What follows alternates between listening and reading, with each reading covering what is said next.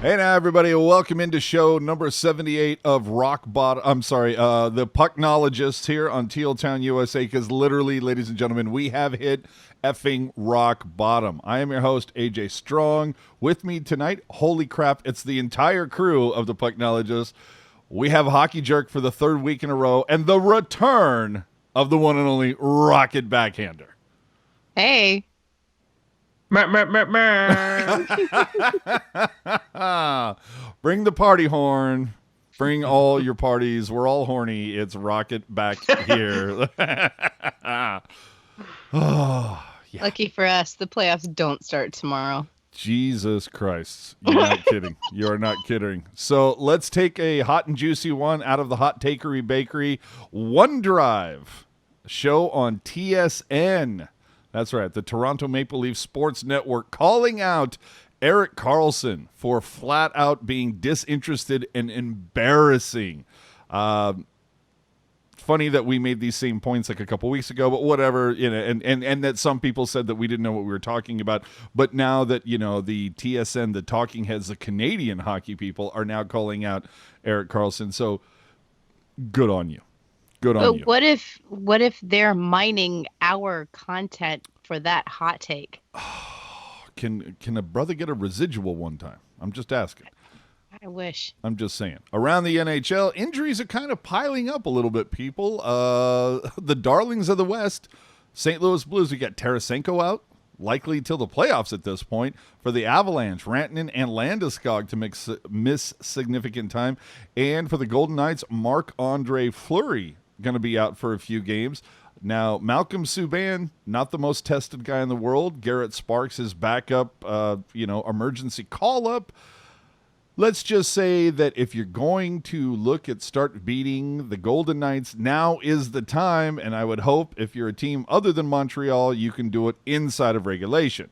The Nashville Predators have signed Roman Josi to a full-term deal. Are all these terms too long? Will this be negotiated during the next CBA, Jerk?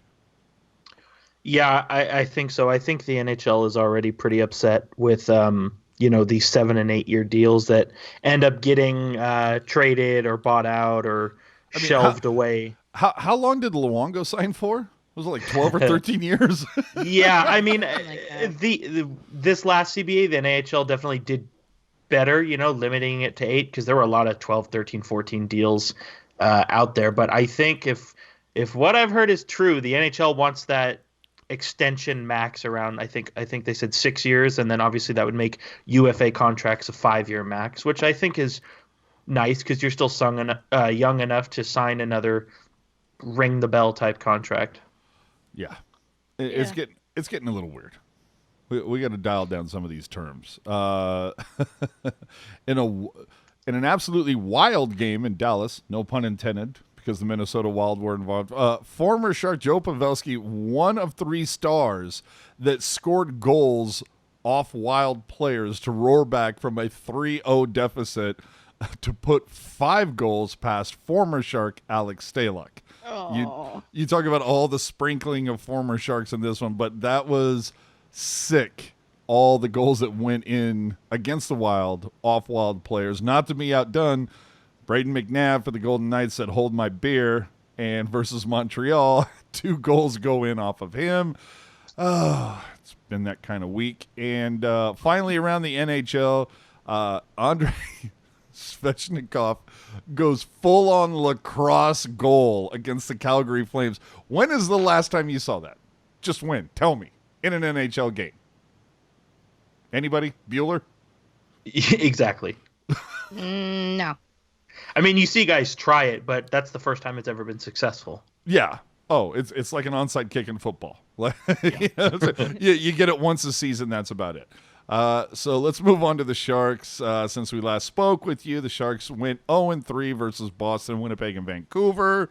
Before the Boston game, however, DeBoer talking about Mario Ferraro, saying that Ferraro brings an intensity every night to his game that we need a little bit more from from some other guys. And I think when he says some other guys, I think he means everybody that doesn't have the name Mario Ferraro on the back of their jersey.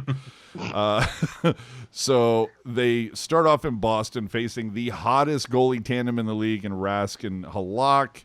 Rask does get the start, and maybe it's easy to be that hot when you only allow the Sharks 17 shots on goal while firing off 41 in a 5-2 embarrassment. The Sharks, oh, dear Lord, their number one PK allows the first 2 goals on the power play, but Heed finally on the ice for a goal against. So there's that, I guess. The Sharks take 8 penalties, somehow combining for 57 penalty minutes, including Peter DeBoer being shown the door. Rocket, have we reached rock bottom at this point for Sharks hockey? No, we haven't, and that's the frightening thing. Oh, shit. Yeah, the depths. Like, we haven't even approached the Marianas Trench level of how bad it could be for this franchise. Like, seriously, they haven't locked Pete out of the room. Full LA Kings Daryl Sutter. Nice reference. Yeah, he hasn't given a disinterested Todd McClellan post-game interview of, well, I've done everything I can do. I don't know what else to do. Like, he hasn't given one of those interviews yet. Like, it could be so much. The guys aren't actively getting into fights with each other at practice, although it might help. You never know. It might help. I don't know if this is rock bottom. No, I would say it's not. I'd say, like, we're still being a little dramatic because, hey, we've still got 8 weeks of superior Erik Carlsson performance to look forward to because, according to everybody who is mad at me for getting all frustrated with it, we've got that to look forward to this year. Yeah. Hockey Jerk, how many days is it before because there's only... At this point, the last time I looked, like the Sharks had 20K left in cap space. So at what point do the Sharks bring back Michael Haley?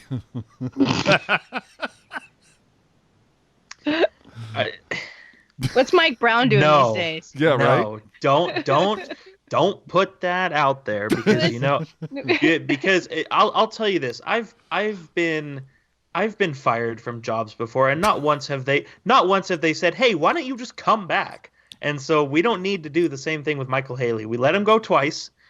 Let that be the end of it. I would hope so. So you think we could get John Scott to come out of retirement? He wants to. You look at it, dude. He might need the morale booster on this squad, man. Dude, that guy is chomping at the bit right now. After Boston, the Sharks would start a 6-game homestand, and you would think that this is an opportunity to try to put some points back on the board, and opportunity wasted. Starting with Winnipeg, the Sharks would post 53 shots on goal and a 3-2 loss to the Jets after they scored twice, 5-on-5, but whatever. Jones makes a whopping 16 of 19 saves. All right. And the Sharks, before this game, the practice that morning, they would tease us by putting Ferraro with Burns during practice together. They don't end up doing it in the game for some reason. Whatever. Either way, clearly, after being completely embarrassed by Boston, who at that point, let's be honest, probably the number 1 team in the league, but they turn around and they fire a lot of rubber on Hellebuck. Now, Jerk, I mean, is Hellebuck that elite, or is it a case of, hey, you know what? Quantity over quality. Yes. There you go. I mean, okay. That makes sense. Connor Hellebuck does not hella suck. He's a very good goalie. Damn, I knew that joke was coming. He's a very good goalie, and I think if Winnipeg can figure it out, I think he could be one of the best goalies in the league. But at the same time, a lot of those shots that you are alluding to, AJ, they were in the third period when it was tied up, and there were a lot of shots from between the blue line and the faceoff dot, and it's kind of floated on net, get the stoppage, go to commercial, and it's like, okay. I mean, yeah, like you said, quantity over quality. I mean, how did it help? I will say, you want to talk about helping, though? AJ, last week we talked about not finishing your checks, except for a few guys, we talked about that. I noticed so many guys finished their checks against Winnipeg. I don't know if you did. Yeah. No, I absolutely did, and but that's the whole thing. It's like, well, at least there was that. I mean, they finished checks, they finished IOUs, they finished credit cards, they finished everything. It was great, but still, quantity over quality. What are you going to do? They followed up back to back versus Vancouver, and then they drop another one, 5-2. Pedersen absolutely laying this team out. I think they could have just put Pedersen out there, and him by himself may have just beaten the Sharks in this one. I mean, and plus we have a not a goal, then it's a goal, then it's a review, then it is a goal again, whatever. But in this one, finally, Ferraro is paired with Burns. Was it an upgrade? Debatable. But the other thing is Ferraro also played a forward position in this game on the power play in this 5-2 loss.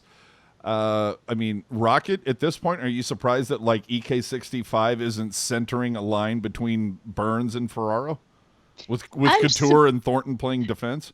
To be honest, I'm surprised EK65 isn't, in between the pipes for the second power play unit while Jones is out there centering fucking Thornton and Couture. Like, that's... I'm surprised. Like, God, I shouldn't be surprised. No, that's not the way there's stuff that in other seasons would seem downright impossible. That this year, because of the circumstances, it's not out of the realm of possibility. It's just like, they might do it. And I just feel like that whole attitude has been added an element of surrealism to this entire season thus far, this young season. I'm just, dude, the 92-93 Sharks, who won 11 games, are sitting here literally going, what in the hell? Oh my God. So, and the other thing that we need to talk about, jerk, for a hot second, Winnipeg and Vancouver, both of these games, a Friday and Saturday night. Now, granted, Winnipeg, not setting the world on fire. I think a little bit more expected of them this season, not doing it. Vancouver, on the other hand, not nearly as much expected of them. They are clearly exceeding expectations in Vancouver. And so, real quick, during the season preview, who said don't sleep on the Canucks? Was that me? It could have been. Hold on. Well, no, I got to go back. It could have been Coyotes. I'm not sure. You know what I said? I said don't sleep on everybody. Yeah, that's pretty much it. You're like, except for if you're not named the LA Kings, don't sleep. Wow. But you're talking games on Friday and Saturday night, and the one thing that really stood out to me watching these games was the lack of attendance. There were lots of empty seats in both of these games, and I think that is something that you might have to worry about. And like I said, November's a big month for the Sharks. 11-15 at home. They've already played 2, so now it's 9 of 13 at home. But we will see. There's some decent teams coming in, and with the exception of Minnesota. But other than that, there's some decent teams coming in. But let's drop into the numbers for a hot second. Combined plus minus for Vlasic, Burns, and Carlson. We talked about it last week. I think they were at a minus 29 collectively. They have increased that to a minus 34 after the Vancouver game. Did you know that the Sharks have 5 of the 15 worst guys on the plus minus?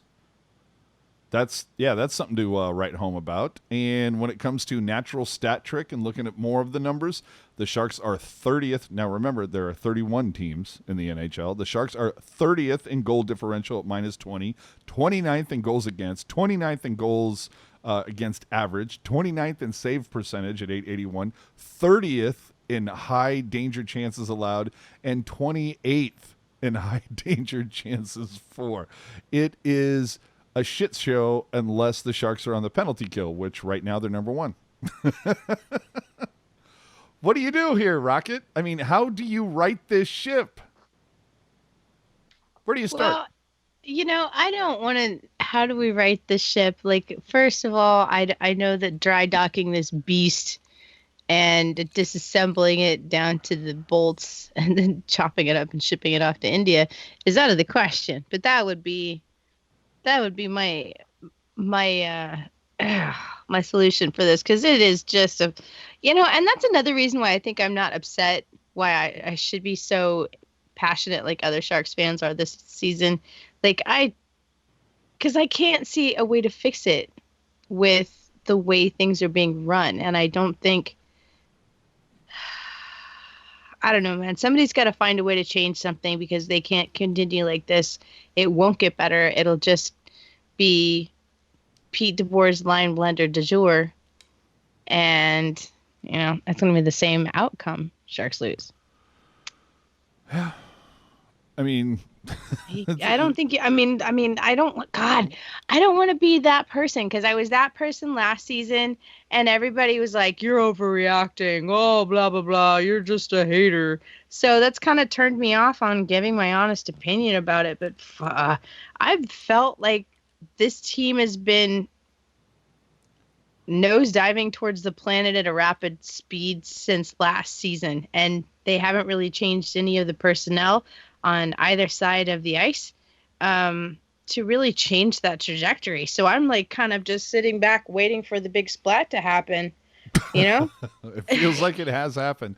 And no, it hasn't. It's going to get worse. And I mean, I want to know, like, what's next year's draft pool look like? Is it strong? Are we going to do okay? I don't know. Ask Ottawa, because they have the pick. That's what I'm saying. Like, that pick keeps getting better and better. So as it stands right now, if the draft started tomorrow, okay. I believe Ottawa would be picking first with their own pick and third with our pick. Ooh. There's some good news.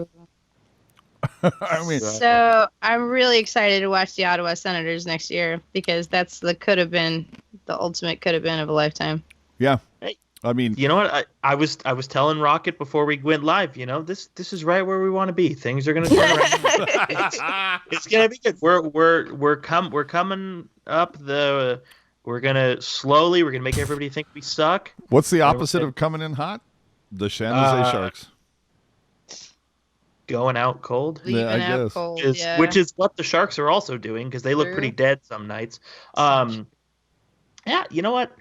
I agree with Rocket. I think there's been a lot of things the last year and a half that have been a little sus, AJ. A little sus. I like it. But we have not hit splat yet. Rocket is correct.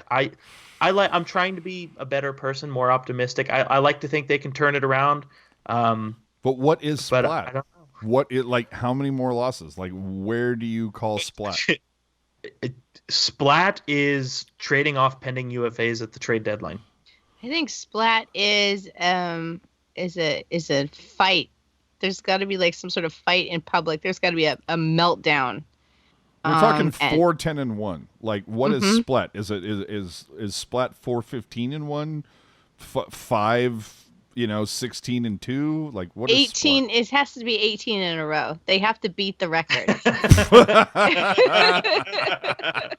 Nice. They have to beat the record. Okay, that's when you know it's splat. We haven't gotten 17 in a row yet, so just cool your jets, man.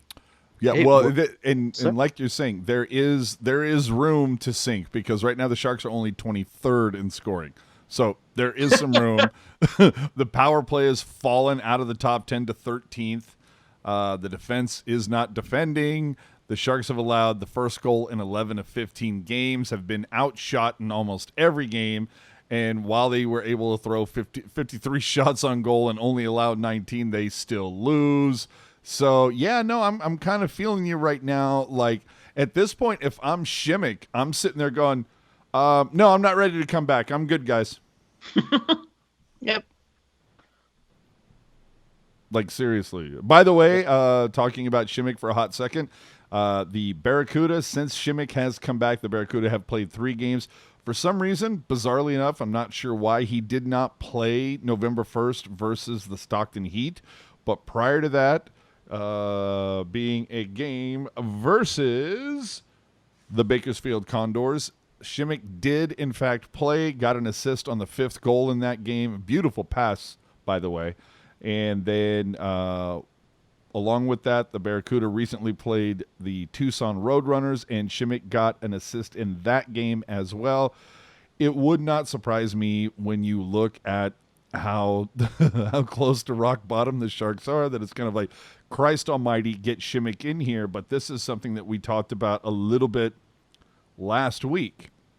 When the entire Sharks defense is healthy, they're solid on the left side. You look at Simek, Vlasic, Dylan, Ferraro. You have some nice pieces over there. And then beyond that, you can look at, say, well, okay, Carrick, yeah, okay, whatever. Middleton, sure.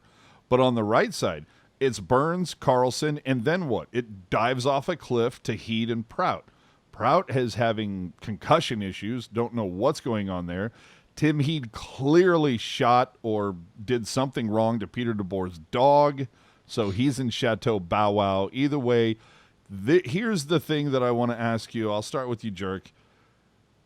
Have opposing teams, first off, figured out DeBoer's system over these last couple of years? And part and parcel of that, you think about it. If you're playing against the Sharks, to me, it just seems like, and I was talking about this with some friends earlier today, if you're playing against the Sharks and you're in your defensive zone, it seems like, you know what? Stack everything on the left side. Why? Because the Sharks have no depth on the right. All their power offensively is on the left side. So just stack over there. And then when you're in the Sharks' defensive zone, stack everything on the right side, because it's just Burns and Carlson. Other than that, you're fine. You know what I mean? All their power for the Sharks offensively is on the left side, and all their power defensively is on the right side. So it just seems like it seems like it would be something that would be pretty easy to draw up a game plan against, Jerk.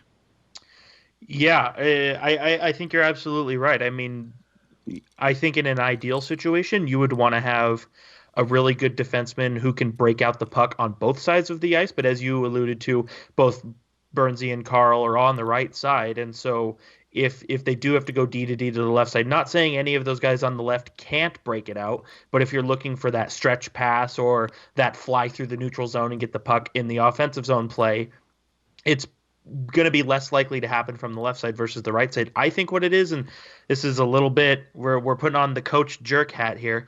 So if you watch the Sharks, specifically we're on the power play, they really like to spread the defense, the opposing team out. You know, they cycle the puck around the net. They go D to D. They go left D to right dot, right D to left dot. They like to spread it all out, get it nice and spread. You know what I mean? But the problem with that is in doing that, which if you do it right, you can thread a pass, through a 2-meter wide hole to, whomever, and backdoor tappy, no problem. But they're spreading the opposing team out so much that they're restricting their play, them being the Sharks, are restricting their play to along the boards. And so they either put the puck off of another player and it gets chipped out, or the opposing team just chops it out. They're spreading them out too much to where they're just suffocated. I would like to see the Sharks play more around the middle of the ice, around the crease. I don't recall what game it was, but there was a team on the power play, and both defensemen were like 10 feet away from the blue line towards the net. It was real tight, a lot of bodies, and it's a little more chaos. But I think when you have everything that much closer, it's sort of just like the Wild West, where like a puck can go in from anybody. It's, yeah. I mean, Rocket? Oh, here we go. Yeah. What he said. All I'm saying, I can't articulate it any better than that. I'm sorry. Dude, at this point, I don't know if you guys saw it, but the game versus the Canadiens in Dallas, there was some girl. I don't know who she was, but she's rocking a Canadiens jersey, and she's literally got big-ass spoon diving into a bucket of mayonnaise. Yeah, I'm ready to hire her as the new coach for the Sharks at this point. because, hey, she's clearly thinking outside the box. What in the world was that about? But anyway, that's where I'm like sitting. I'm going, look, when all of the defense finally at some point gets healthy, we've seen Carrick float up and down. Prout plays a couple games. Boom. He's been out since. Middleton comes in for a game. He gets injured, has been out ever since. Ferraro playing well, exceeding expectations. Dylan playing, being the guy you expect him to be. Vlasic,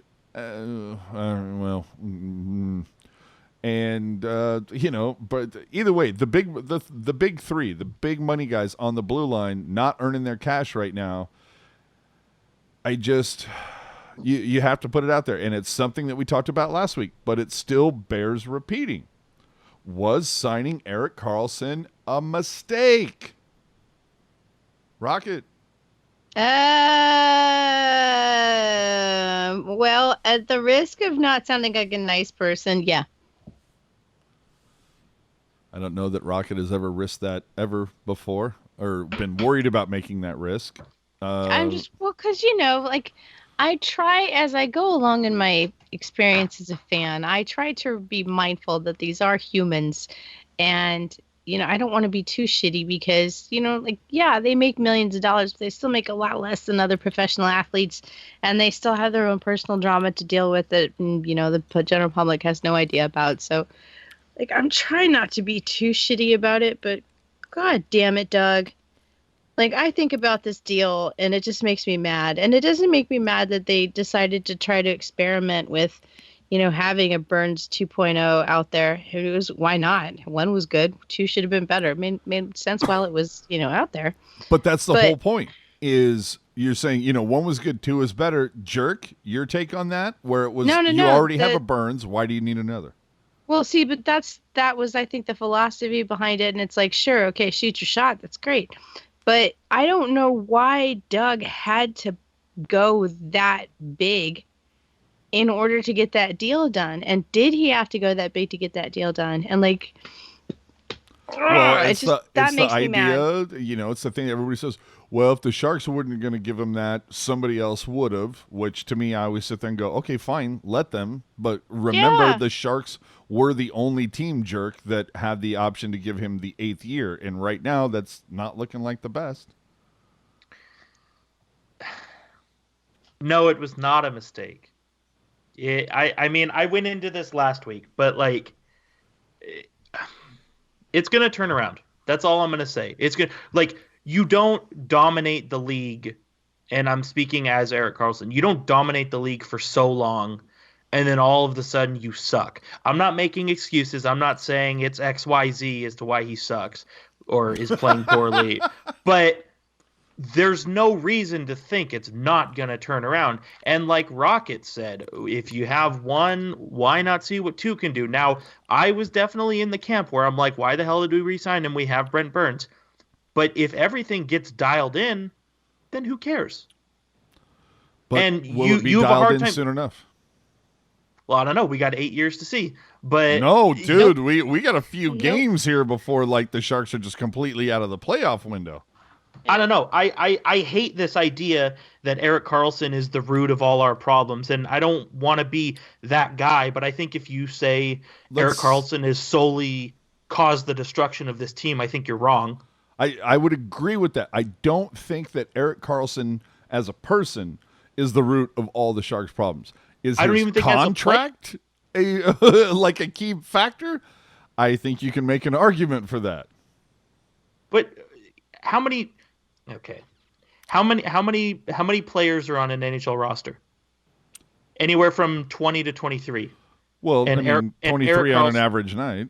Right, and Erik Carlsson is one person. Yes. So everybody, and who makes the money of 3 people? Yeah. Sure, but just because Erik Carlsson is playing poorly doesn't mean that other people aren't playing poorly. Oh, no, that I'll absolutely give you. And as we talked about earlier in the cast, Jones and Dell absolutely need to step up and better their numbers. The other thing that we talked about is Cornish, the goalie for the Barracuda is putting up solid numbers. 2 shutouts in 6 games, 1.81 goals against last I looked, 926 save percentage. That's far and away better than Jones and Dell. Now, of course, is Cornish seeing NHL level talent on a regular basis? No. But when the Sharks have like $20K in cap space, their options are insanely limited. So what do you do? Do you bring up Cornish to at least give him a game or two, to give him a look, especially when you consider the fact that the Barracuda, after tonight, they're off for the next 7 days? Do you bring up Cornish to play against Chicago or Minnesota or something like that to shake things up? Let's be honest, contract-wise, Brendan Dillon right now has the most value to get anything in return, especially if Simek is ready to come back, because then you can put Simek, Ferraro, and Vlasic on the left side. That makes Dillon, I don't want to say expendable, and it is kind of silly to get rid of your best defensive defenseman, but when you guys can't score a goddamn goal, if that's going to be the one thing that gets you back something, I can understand why you would make that move, but still, Dillon's only making like 3.2. What are you going to get with that on the right side? Because it clearly needs to be a right winger. It's tough because, like, on one hand, obviously the smart thing is dealing from a position of strength, but at the same time, until you're completely out of the playoff picture, like, you should be keeping all your best players. You know what I mean? You don't think the Sharks are out of the playoff picture right now? Well, they're not out of the playoff picture until there's that little E next to their name in the standings. I mean, I know you can't win the cup in October, but you can certainly hurt your chances in winning it. I mean, I think the Sharks, they're last in the division, surprisingly. LA is ahead of them, but who saw that coming? Yeah, but all it takes, I mean, now it's not absolute, but if the Sharks can rattle off a 5-game win streak, which is very doable in the NHL, all of a sudden they're right back in the conversation. But no, I get you with that. I'm just, oh God, I wish I could remember who it was, but somebody had pointed it out that typically, I think it was like when you get to the point of American Thanksgiving, that if you are out of the playoff picture by more than, I think they said, like 4 points, and right now the Sharks are out of it by more than 4 points. If you're out of it, they said, I think it was something along the lines of, over the last 10 years, only like 4 teams out of like 29 have been able to claw their way back. So the stats are not in their favor. And again, two things. First off, the schedule has not been kind to them, and it's not getting any better. And even though they've got a ton of games at home in November, it's against quality people, and until these guys figure something, I mean, the entire team is shook. I mean, you hear it in the post game.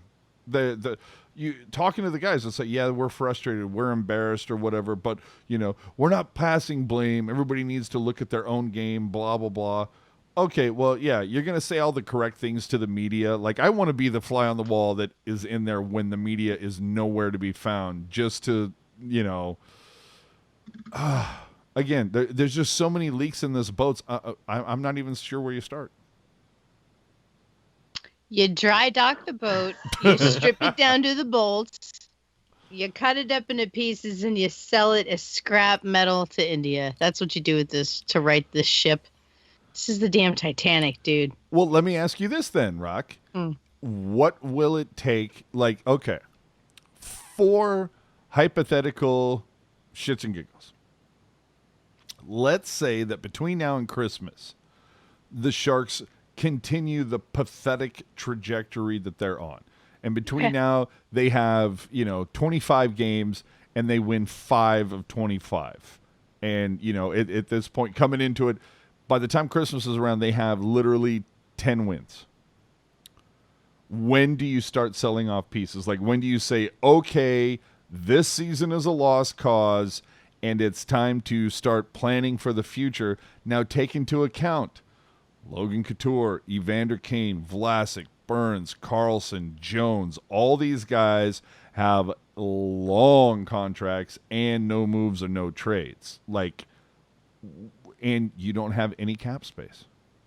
Mm-hmm. What do you do? Probably around All-Star break. It's when you have a little bit of time to regroup and to. That's when you're taking stock? Yeah. All right. Yeah. 24th, 25th of January. All right. Go ahead, Jerk. I was going to say, I agree with Rocket there because it looks bad right now, but there's so much that can change. You know what I mean? Guys and teams, they get hot, they get cold. Somebody gets injured. Somebody who's good all of a sudden starts playing like crap. Somebody who is like a virtual unknown can come in and tear it up. Oh, dude, absolutely, dude. I swear to God, dude, I had a piping hot cup of coffee yesterday. I put a 28 on it, and all of a sudden it was an iced coffee. Wow. Yeah, and I'm not saying that the Sharks are still a Stanley Cup contender and let's all smile and put on our company hats, but like there's so much that is going like uncharacteristically wrong that you have to think as a intellectual individual that when those things start going right, the Sharks as a whole, the Sharks as a whole will play better. Like Timo Meier, Tomas Hertl, Logan Couture, like these guys will all play better eventually. And eventually, it's like that's what I'm there's saying. something to hang your hat on. Like in 2022, Timo's going to be amazing. Right. I just think there's a lot that's going. It's unfortunate because there's a lot that's going wrong all at the same time. Yeah, but that's how it goes, though. You know, like it's never just one thing. It's always just like, well, welcome to the circus. But it's not about. But these are all our monkeys, right? It's not about how much crap gets thrown their way because there's 30 other franchises in this damn league that have their share of problems internally and externally. That at the end of it, it's like it's not about how little garbage came up your way. It's how well you negotiated the garbage. And San Jose is not negotiating jack shit. They couldn't figure out a master lock combination at this point. No, it's well, and that's kind of my point is that something clearly needs to change. So what is it going to be? Because your options, based on the contracts that Wilson has handed out, your options are insanely limited. You can bring up Cornish. You can try doing that. You can try moving Dylan for an offensive piece. You can fire Peter DeBoer and either put in Bugner or put in somebody else, but take into account DeBoer signed a multi-year extension. Unfortunately, terms were not released, but he did sign a multi-year extension over the last summer. And let's talk about that for a hot second as well. It's funny that somebody, to our buddy Kevin Kurz at The Athletic, somebody pointed out to Kurz that, maybe it's time to find a new voice. It's time to find a new coach. And Kurz's response was, oh, yeah, let's find, and clearly sarcasm just dripping from Kurz's tweet, as most of his tweets do. But Kurz saying, oh, yeah, let's get rid of the coach who was this close to taking the team back to the final for the second time in 4 years. If Erik Carlsson is healthy, if Hertl is healthy, if Couture is either way, the thing, like I respect and I understand where Kurz was coming from, but there were 2 points. First off, injuries happen. They happen to every team. So it's kind of hard to hang, to sit there and go, well, if these guys hadn't gone and gotten injured, you can play the what if game till the cows come home. But somebody else made a better point saying, look, you can sit there and make that claim about Peter DeBoer that, he came this close to taking him to the Cup final again. Yeah, he also came this close to losing in the first round. If not for that ridiculous 5-minute major, Sharks were down 3-0 with 10 and change left in that game. Mm-hmm. So, it's kind of like, so if you look at it that way, it's like, okay, then now let's look at DeBoer's picture. It's Cup final his first year, get bounced by Edmonton in the second year, bounced in the second round after sweeping Anaheim, you get bounced by Vegas, and then what very likely could have been being bounced in the first round yet again, this time again by Vegas. Is Doug Wilson taking that into account? We all, I think, agree that Doug Wilson is Hasso's guy. He just looks at it and says, hey, you know what? You've been the GM for 15 years. You've gotten this team to the playoffs for 14 to 15. You're my guy. I just don't see Hasso making any type of a change at that level. So what's the next level? It's coaching. Bugner's on the bench. That's an option. I don't know what else there is, but again, just sign a multi-year extension. Again, we can sit here and go through all the hypotheticals. I just don't understand. Like I'm at a loss as to what's the first hole in this boat that you start to try to plug. Oh my goodness. Yeah, you're right. It's very tough. Like, there's just so much happening, right? It's like, and the other kind of crappy thing too is if you put all your attention on one issue, the other issues get worse, or a new issue is created. And it's been well documented that I am not a person who says fire the coach because the team sucks. I've never been that guy. But me as well. In fact, I have a very specific memory. I think was it in like 2010, 2011, somewhere in there. I remember the team was on a really bad streak. And I remember being outside the south entrance of SAP talking with some friends. And at that point, there was a lot of talk about firing McClellan. And Doug Wilson, walks out of the doors. Oh, boy. And me, I think it was me and two friends were like, hey, Doug, can we get a photo with you? And he's like, hey, I'm sorry, guys, not tonight. And we said, okay, no problem. By the way, it's not Todd's fault. Because at that point, it really wasn't. I just think, I've never been that guy, but at the same time, I do wonder what a new coach would bring to the table. Now, obviously, a lot of it is on player personnel. Like we talked about last week, AJ, the players put on the skates and the players score goals and win games. Now, when you say new coach, are you talking about completely new voice? Or are you talking about sliding Bugner over? New as in someone who's not Peter DeBoer. So either or, I guess. Matter. Okay. What would a new coach with not I hate the idea, they've tuned out the coach. I think that's a BS thing to say.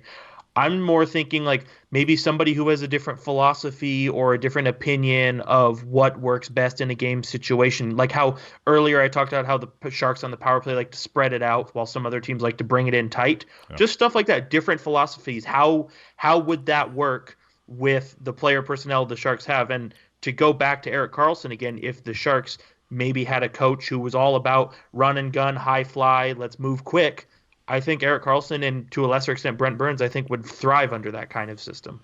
While Peter DeBoer is he's more reserved. Let's move it around. Let's see what opens up from us holding on to the puck a lot. Well, I think, I don't know. No, I get what you're saying, but the thing that is getting me is the fact that you watch these games and you see that sometimes in certain situations the Sharks are playing hot potato. Like they get the puck and it's literally, how fast can I get this off my stick? Like I don't want to be involved. I don't want to be to blame. Get the puck away from me. Let's post it to somebody else. We saw over the last two games, there was a couple times Dylan had a point-blank shot. LeBanc had a point-blank shot. I think Timo had a point-blank shot. One or two other guys had not point-blank, but they had shot opportunities. And it seemed like their first thing, Rocket, was, no, let me pass this off to somebody else. I don't want to be responsible right now. Yeah, I think that it's not necessarily responsibility, but they're trying to find higher quality chances. Because what'll happen is you end up with, 50 some odd shots on goal and you're still going to lose because you're not generating high risk, high quality shots. You're just peppering the net with garbage and hoping that something gets through. But, like you said, hella buck doesn't hella suck, and that doesn't work on goalies that don't do that. So, like, yeah. Hella buck don't hella suck. I like that. Yeah, I really like that too. It's going to stick with me for a while. No, it feels good. So, I think we've kind of driven this as far as we can. It's another week that will have to play out in front of us. The Sharks have 3 games between now and the next time we speak with you for, what would that be, 79? It feels like 79, yes. So, games against Chicago. Chicago, I think, is better than their record says. Minnesota, I think, is worse than what their record says right now, to be quite honest with you. I mean, there's literally gifs of their coach saying, forget it, I'm done. Yeah, take your 2 points and keep the change. Yeah, wow. Yeah. Boudreau is just so like, no, I'm out. I'm done. Like, no, I'm out. But then to follow that up, you have Nashville, who does not suck. So between now, that's going to be 3 games. I think if the Sharks went 1-2, we'd take that as a win at this point.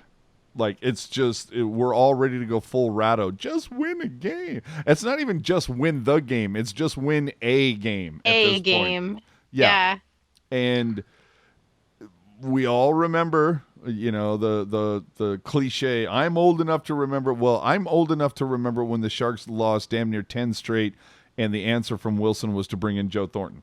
I'm not saying that that's going to happen. Clearly, there's a lot of term on some of these contracts on the big pieces. There are no moves and no trade clauses involved. So the pieces that you have to move, like, you go back and look at it, it was like, okay, Stewart, Primo, and who was the other piece that left? Marco Sturm. So, I mean, you have a top 4 defenseman, arguably top 2 at that point. Sturm is a top 6 winger.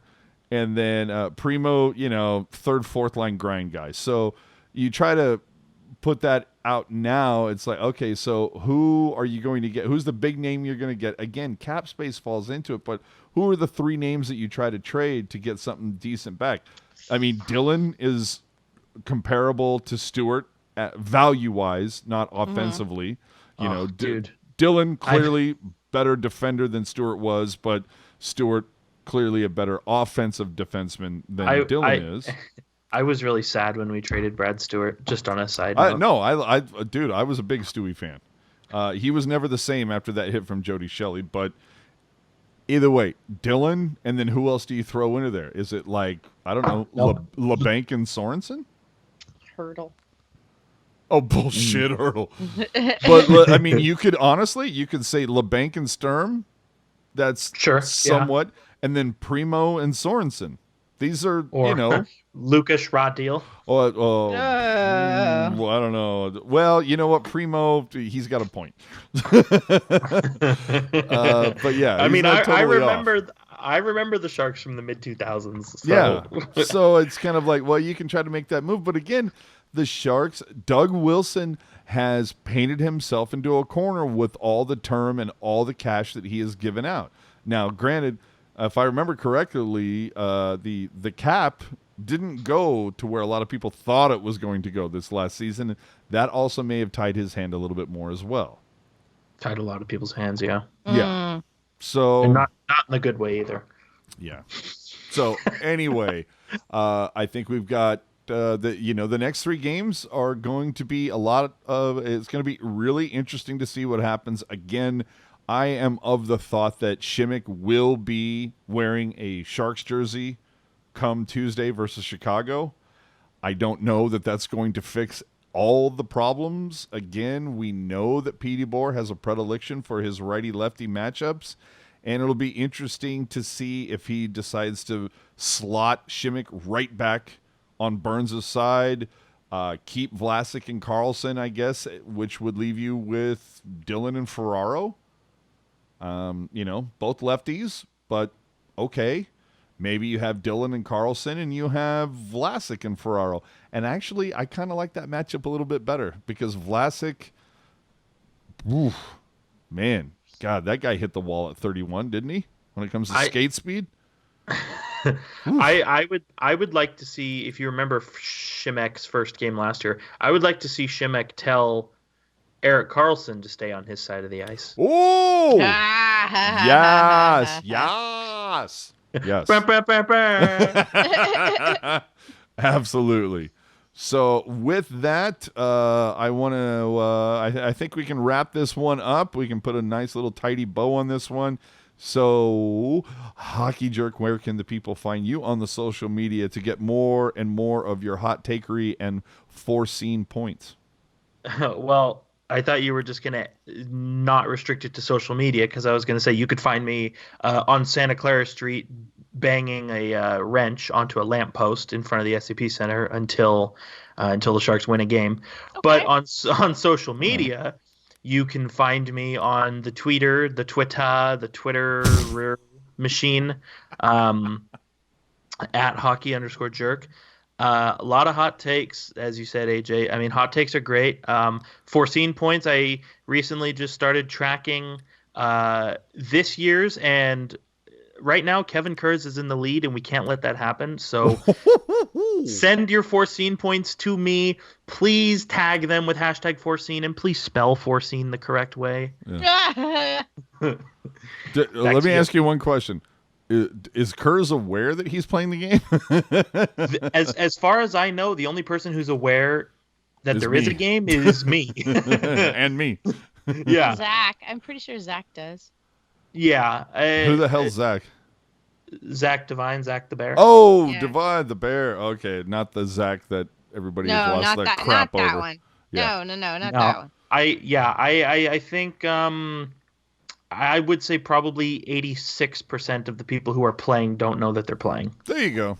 And boy, you bring up the whole Zack Guy. Man, never have I seen just the turn.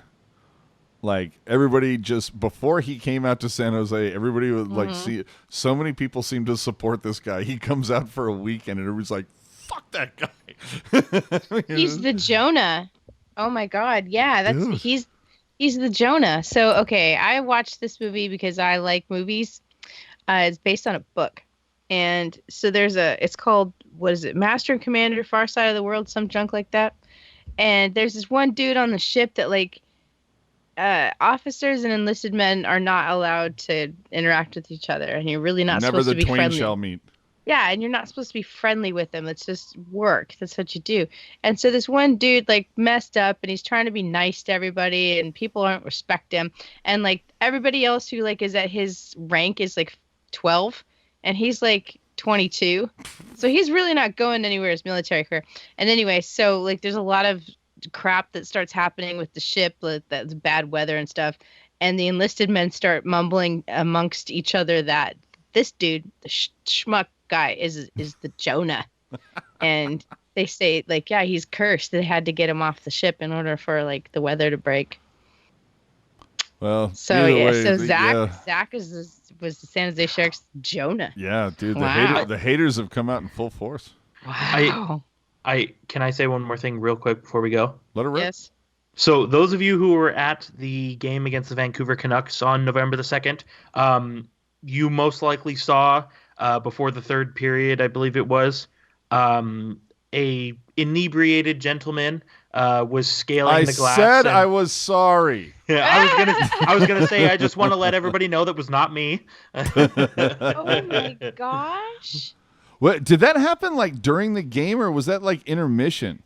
It was literally right as they were lining up for the face-off to start the period. I don't know what period. I think it was the third period. Okay, because I had some friends that were at that game, and I asked them about it, and they're like, "We have no idea what you're talking about." And I'm like, "Okay, it must have been intermission or just before puck drop, as you're describing." So that makes sense now. Yeah, if you watch the video, which I don't recall who tweeted out, but if you watch the video, you can hear like that. I don't know what you call it. That like sound effect they play before the puck drop. Like you can THX George. Oh, yeah. Yeah. I'm saying it's Team Chaos. I was hoping the guy was going to go all the way over, like just for the fun of it. Well, you know what? He probably would have stayed a little bit more sober if he would have had access to coffee at SAP Here we go. Center. Let her rip. Let her rip. This is what I'm here for. Go ahead. Hi, my name is Rocket Backhander, and I drink a lot of coffee. If you haven't seen, look at this giant 14-ounce mug of deliciousness. And it's teal. See, even my nails are teal. Just give me ASMR for you. Okay. So, I like to drink a lot of coffee because it keeps me warm. It keeps me caffeinated. I like to stay warm. I like to stay caffeinated. You know what else I like? Sharks hockey. Now, what I want to know is how come I can't stay warm and caffeinated and watch Sharks hockey in the same building? I got to walk 6 blocks down Santa Clara, down to this damn Starbucks that stays open until 7 p.m. in order to get a decent coffee. I mean, even if I didn't go there, I could probably go over to Whole Foods, but my God, that organic stuff tastes nasty. I want that crappy chemically processed in Pittsburgh with the Flint, Michigan water. I need that roast in my body. That's what I need. Starbucks coffee.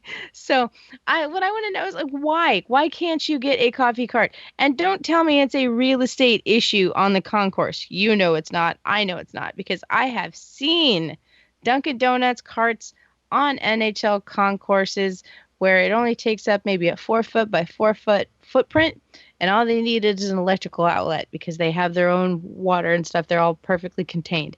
Now that kind of outfit, it's not high tech. It's not a whole lot of investment on the high end.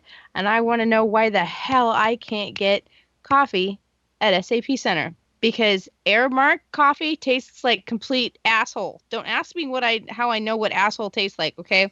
Airmark, your coffee is nasty. I don't like it. I don't want it. It makes me mad. This is the reason why the Sharks are losing. If the Sharks had some coffee in that building, maybe they could stay caffeinated, bring some, little zhuzh to the on-ice product, get their little mojo going, bring some BDE, and, win a couple of damn games out there. But instead, no, your options are blue Gatorade, red Gatorade, and this nasty-ass Aramark poo water. I can't. I feel like we need to open up a coffee shop called Zhuzh. Come get your zhuzh. You're feeling a little cold. If you're a little down, you don't want that extra Bud Light because you got to drive, or that Michelob Ultra because you got to drive. There are laws. You don't want to drink claws. Come get some zhuzh. Zhuzh up your life. Keep it teal. I'll say this. I'll shoot an arrow across the bow, and then we can get out of here. So, as we know, the Sharks don't like to be beat by Vegas, right? Right. Who does? So I mean, dude, as a gambler, I don't like to be beat by Vegas. Mm-hmm. Right. So at the Golden Knights game, there was a woman sitting in front of me, and she had a cup of coffee that she bought at the game, and it made me think of Rocket because I know she loves coffee. So all I'm saying, San Jose Sharks. The Vegas Golden Knights have coffee in their arena, and I know you don't like being beat by them. So, hey, now help a sister out. Yeah, help me help you. Rock, where can they find you on social media? You cannot find me. Don't try to find me. Leave me alone. Goodbye. No, okay. Hi, everyone. My name is Rocket Backhander. Oh, my gosh. This season has been surreal for me. So, yeah. You can find me on social media, hanging out on Twitter, tweeting a lot about new palette releases, such as this Tati Beauty Textured Neutrals Volume 1. I'm super excited about it. You know what else I'm excited about? Brendan Dillon. He's still my favorite guy. He's, like you said, he's got the most value on this team right now, and that makes him important-ish. Yeah, so you can that's basically what I just said for the last 45 seconds is essentially the verbal translation of what you'll find on my Twitter page. It's seriously just beauty, girly crap, and a lot of hockey. Some hot takes. I do some stuff. Anyway, God, shut up. So Instagram, you can find me over on Instagram taking pictures, not being long-winded. Rocket Backhander, one word. Yeah, man. And if you're lucky, Rocket Backhander with her gig, you might see the occasional photo of glitter boobs, which, yay, those are the best boobs, glitter boobs. Thank you. Yeah. And look for the new show next September on ABC that Rocket brought out, starring Brendan Dillon in Portnish, followed, behind Mixedish and Blackish. Yeah, in Portnish. That'll be there. I am AJ.